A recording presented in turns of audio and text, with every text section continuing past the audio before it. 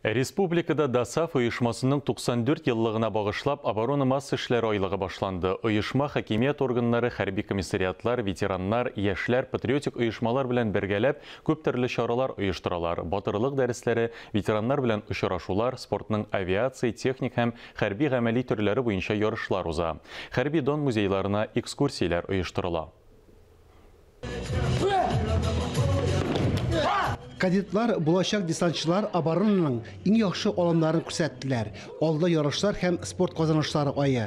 Барысы да армиягә, авиациягә, флотка теләктәшлек итү буенча ирекле җәмгыятьнең 94 еллыгына багышлана. На самом деле, Союз десантников придает очень много плюсов. Десантчылар берлеге безгә күп булыша. Без бит әле яшүсмерләр генә, 18 яшыбызда тутырмаганнар. Шул вакытта спортта зур уңышларга ирешәбез инде. Бөек Ватан сугышы вакытында Татарстанның оборона җәмгыяте фронтка 300 меңнән артык белгечне җибәргән.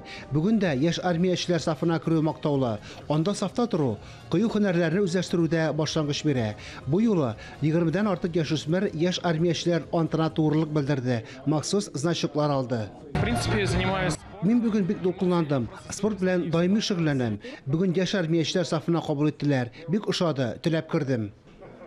Алар ай дәвамында батырлык дәресләре, хәрби гамәли һәм авиация спорт төрләре буенча ярышларда катнаша. Булачак десантчылар 800 метр биеклектән парашют белән беренче тапкыр сикергәннәр инде. 14 яшькә җиткән, тиешле гәүдә авырлыклары булган яшүсмерләр парашюттан сикерә ала инде.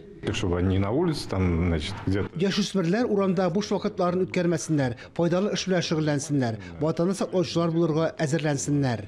Быел Татарстанда оборона массы күләм һәм спорт айлыгы туган телләр һәм халыклар бердәмлеге елына багышлана. Айлыкның ватанны саклаучылар көнендә тәмамлануы да символик мәгънәгә ия. Бу көндә республикада хәтер маршы узарга тиеш. Фарис Мөхәммәтов, Зарина Сәйфетдинова, Владимир Юрков, Татарстан яңалыклары.